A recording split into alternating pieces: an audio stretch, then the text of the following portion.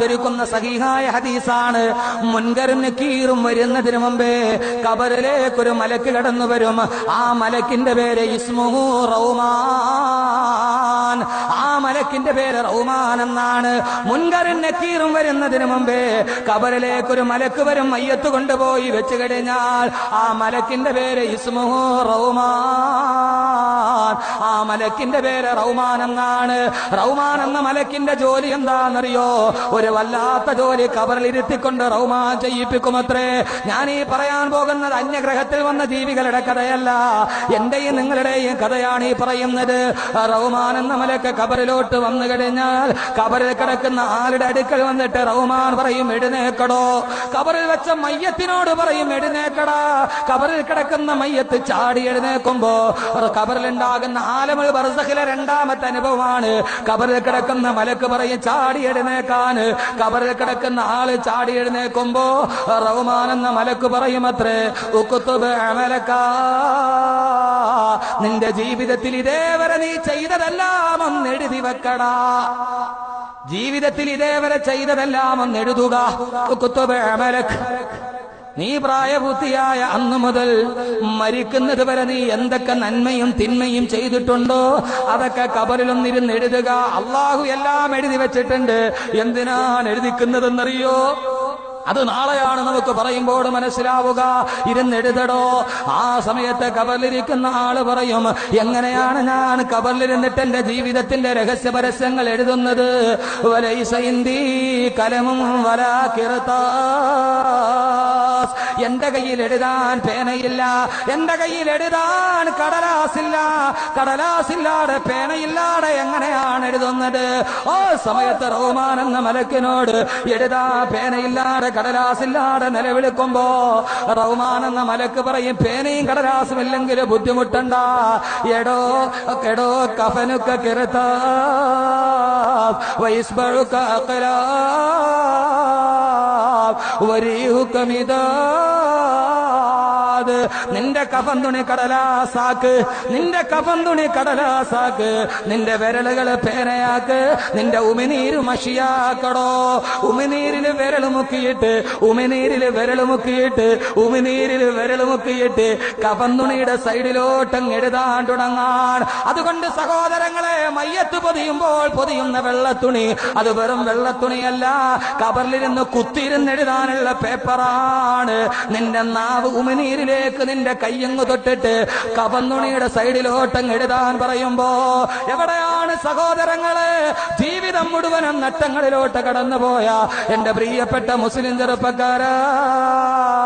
കല്ലൂര് ജുമാ മസ്ജിദിന്റെ മിനാരത്തിൽ നിന്ന് മഗ്രിബിന്റെ ബാങ്ക് മുടങ്ങുമ്പോ ഒരു ടൂ വീലറും എടുത്തുകൊണ്ട് ബാർ ഹോട്ടലിന്റെ പിന്നാമ്പുറങ്ങളിൽ ചെന്ന് നേർന്ന് പിടുങ്ങുന്ന ഗ്ലാസുകളുമായി ചിയേഴ്സ് വിളിച്ചെന്റെ പ്രിയപ്പെട്ട മുസ്ലിം ചെറുപ്പക്കാരാ, കൂണ് പോലെ കുമിഞ്ഞുകൊണ്ടുന്ന ഇന്റർനെറ്റ് കഫേകളിലും സൈബർ കഫേകളിലും പാതിരാത്രിയിൽ ചെന്നിരുന്ന് ചൂണ്ടുവിരൽ.com അമർത്തുമ്പോ ലോകത്തുള്ള 140 രാട്ടങ്ങൾ ഏതൊക്കെ പെണ്ണ് തുണിയുരിഞ്ഞാടിയാലും അത് മുഴുവനും www.com ചൂടൻ വിഭവങ്ങളായി ആസ്വദിച്ചു പോകുന്ന എന്റെ പ്രിയപ്പെട്ട മുസ്ലിം ചെറുപ്പക്കാരാ, പാതിരാ സമയത്ത് രഹസ്യകാമകനുമായി മൊബൈൽ ഫോണിന്റെ കീബോർഡിൽ ചൂണ്ടുവിരലമർത്തിയിട്ട് രാത്രികളെ പകലാക്കി മാറ്റുന്ന എന്റെ പ്രിയപ്പെട്ട പെങ്ങളെ, ഈ ചൂണ്ടുവിരൽ എന്തിനാണെന്നറിയുമോ? മൊബൈലിന്റെ കീബോർഡിൽ ഞെക്കാനല്ല, www.com വെബ്സൈറ്റിന്റെ വാതിൽ തുറക്കാനല്ല. ഈ ചൂണ്ടുവിരൽ വെച്ച് നിന്റെ കഫൻ തുണിയുടെ അറ്റത്ത് നീ എഴുതണം. നീ മദ്യപിച്ചെങ്കിൽ, നീ പലിശ മേടിച്ചത്, നീ അന്യനെ വഞ്ചിച്ചത്, നീ കള്ളം പറഞ്ഞത്, നീ ചീട്ട് കളിച്ചത്, നീ പലിശ വാങ്ങിച്ചത്, മറ്റൊരുവന്റെ ഫസാദ് പറഞ്ഞത്, കളവ് പറഞ്ഞത്, എല്ലാം പ്രായപൂർത്തിയായ അന്നു മുതൽ അവൻ മരിക്കുന്നത് വരെ സർവ്വതും അങ്ങ് എഴുതാൻ തുടങ്ങുമ്പോ ഇത് കേട്ട സഹാബത്ത് ചോദിച്ചു, പത്ര നബിയെ, അള്ളാഹുവിന്റെ തിരുദൂതരെ, അള്ളാഹുവിന്റെ തിരുദൂതരെ, ആ മനുഷ്യന്റെ ജീവിതത്തിന്റെ തുടക്കം മുതൽ ഒടുക്കം വരെയുള്ള സർവ്വകാര്യങ്ങളും അവൻ ഓർമ്മയിരിക്കുമോ? അള്ളാന്റെ റസൂല് പറഞ്ഞ അതേ യൗമിൻ വാഹിദിൻ, ഒരൊറ്റ ദിവസം അവന് സംഭവിച്ചതുപോലെ ഓർമ്മയിരിക്കുമെന്ന് നബി മുഹമ്മദ് റസൂലുള്ളാഹ്. നാലാമത്തെ ജീവിതത്തിന്റെ അവസ്ഥയാണിത്. ഒന്ന് സഹോദരങ്ങളെ ഓർത്തു നോക്ക്, ആ സമയത്ത് നമ്മുടെ അവസ്ഥ എന്താ? പാതിരാവിന്റെ നിശബ്ദതയിൽ ചെയ്തതുപോലും കപന്തുണിയിൽ എഴുതി വെക്കണം. അവസാനം എല്ലാം എഴുതി തീരുമ്പോ പരീക്ഷ കഴിഞ്ഞ് പേപ്പർ വാങ്ങിക്കുന്നത് പോലെ റഹ്മാൻ എന്ന മലക്ക പേപ്പർ ഇങ്ങ് വാങ്ങിക്കും, കഫന്തുണി അങ്ങ് കീറി മേടിക്കും. എന്നിട്ട് എന്ത് ചെയ്തെന്നറിയുമോ? ആ എഴുതിയ മനുഷ്യന്റെ കഴുത്തിലേക്ക് ആ പേപ്പർ കെട്ടിത്തൂക്കിയിടുമത്രേ.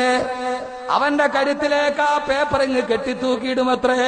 ഇത്രയും പറഞ്ഞിട്ട് റസൂലുള്ളാഹി സ്വല്ലല്ലാഹു അലൈഹി വസല്ലം അത്ഭുതത്തോടെ നോക്കുന്ന സഹാബത്തിന്റെ മുമ്പിൽ തെളിവായിട്ട് ഈ ഖുർആന്റെ ആയത്തോതി.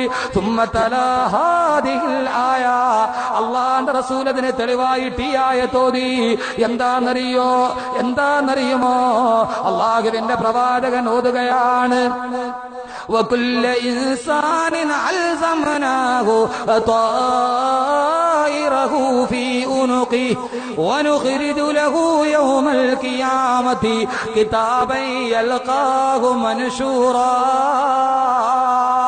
وكل إنسان ഓരോ മനുഷ്യരും അൽസംനാഹു ത്വായിറഹു ഫീ ഉനുഖി, അവന്റെ എല്ലാ പ്രവർത്തനങ്ങളും അവന്റെ കഴുത്തില് അവന്റെ മുതുകില് കെട്ടിത്തൂക്കിയിടും. എന്തിനാണെന്നറിയോ? സാധാരണ എഴുത്തല്ല, സ്വന്തം കൈപ്പടയിലാണ് എഴുതുന്നത്. ദുനിയാവിലെ സ്വന്തം കൈപ്പടയിൽ എഴുതിയത് ഏറ്റവും വലിയ തെളിവാണ്, നിഷേധിക്കാൻ പറ്റില്ല. ചോദിക്കുമെടാ, നിന്റെ കൈപ്പടയിൽ നീ എഴുതിയതല്ലേ? സ്വന്തം കൈപ്പടയിൽ അല്ലാഹു എഴുതിപ്പിച്ചിട്ട് എന്തിനാണ് കഴുത്തിൽ കെട്ടുന്നതെന്നറിയുമോ? സൂറത്തുൽ ഇസ്രായിൽ കാണാം, വനുഖ്രിജു ലഹു യൗമൽ ഖിയാമത്തി കിതാബൻ യൽഖാഹു മൻശൂറാ. വനുഖ്രിജു ലഹു യൗമൽ ഖിയാമ, നാളെ പരലോകത്ത് അവനെ ഞാൻ എഴുന്നേൽപ്പിക്കുമ്പോ, നാളെ അഞ്ചാം ലോകത്തിൽ നാം ഇവനെ കുറിച്ച് പറയുമ്പോ അല്ലാഹു ചോദിക്കും, യൗമൽ ഖിയാമത്തി, പരലോകത്ത്, കിതാബൻ യൽഖാഹു മൻശൂറാ, സ്വന്തം വിരലുകൾ കൊണ്ടെഴുതിയ കിതാബ് അല്ലാഹു മറക്കാൻ കഴിയാത്ത രേഖയാക്കി വിചാരണ ചെയ്യുമത്രേ. അവിടെ വെച്ചിട്ട് അല്ലാഹു പറയും, ഇഖ്റഅ കിതാബക്, വായിക്കടാ നീ എഴുതിയത്. കഫാ ബിനഫ്സികൽ യൗമ അലൈക ഹസീബാ, ഇത് നിനക്ക് മറക്കാൻ കഴിയാത്ത, നിഷേധിക്കാൻ കഴിയാത്ത തെളിവാണ്. കഫാ ബിനഫ്സികൽ യൗമ അലൈക ഹസീബാ, സ്വന്തം കൈപ്പടയിൽ എഴുതിയാൻ അല്ലാഹു നാളെ എഴുന്നേൽക്കുമ്പോ പരലോകത്ത് ഓരോ ഇങ്ങനെ കാണും കഴുത്തിൽ എഴുതിയത്, നമ്മൾ സ്വന്തം കൈപ്പടയിൽ എഴുതിയത്. എന്തിനാ? അല്ലാഹു ഒന്ന് എഴുതി വെച്ചിട്ടുണ്ട്, നമ്മൾ എഴുതിയതും അല്ലാഹു എഴുതിയതും വെച്ച് നോക്കും. ഇൻഷാ അല്ലാഹ് ആ കഥ നാളെ അല്ലാഹു തൗഫീഖ് നൽകട്ടെ പറയാം. ഖബറിലെ രണ്ടാമത്തെ അനുഭവം. എന്തൊക്കെ എഴുതേണ്ടി വരും? ഒരു കാര്യം ഉറപ്പാണ്, സൽക്കർമ്മത്തിന്റെ കൂടെ എഴുതാം. കല്ലൂര് പള്ളിയിൽ കുഴൽക്കിണർ കുടിക്കാൻ വേണ്ടി ഇത്രയും ദിവസം സദക്ക ചെയ്തത് ഓരോരുത്തർ ഇൻഷാ അല്ലാഹ് സെക്രട്ടറി എഴുതിയ പോലെ എഴുതാം. അല്ലാഹു ഇല്ലേ?